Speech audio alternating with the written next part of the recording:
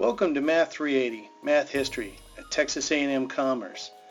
In this video we'll go over just a portion of what was covered in today's class on Chapter 3, Greece.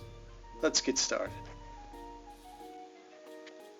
Greece today is not ancient Greece due to thousands of years of migration, colonization, invasion, and annexation. The Greeks were a part maritime and part agrarian society. Unlike isolated ancient Egypt, stable for long periods of time, Greece required openness, adaptation, and experimentation because of the nature of the terrain they lived on. Greece is mostly made up of mountainous regions interspersed with fertile valleys.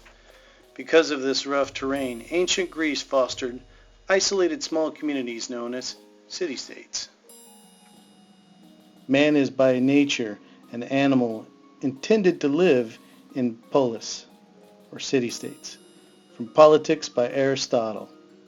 A city-state, what the Greeks called polis, which is where our word politics comes from, is like a very small country with just one city in it. There are still some city-states in the world today, like Morocco or Luxembourg. Greeks believed the model for life was achieved only in cities. An important maritime neighbor of the Greeks was the Phoenicians. Because the Phoenicians were a major trading power in the region and also colonized around Greece, the Greeks adopted some of their language and culture.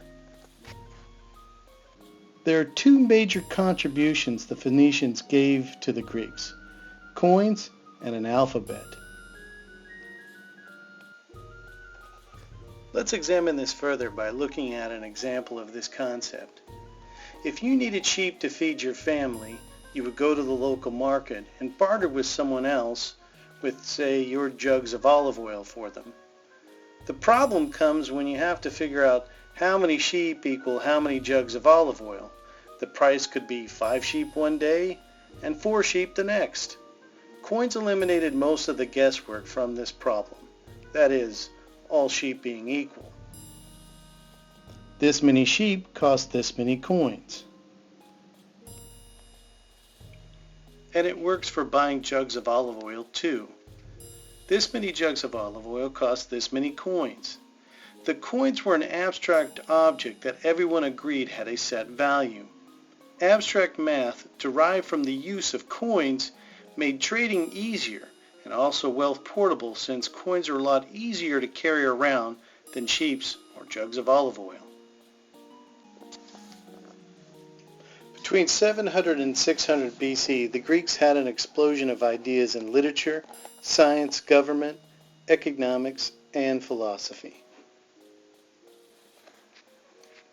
When the Egyptians and Babylonians solved math problems, their solutions tended to be for specific one-time uses. The Greeks wanted to solve problems in a general way, so that the results can be applied to many other similar problems. They used logic and reason to prove their ideas.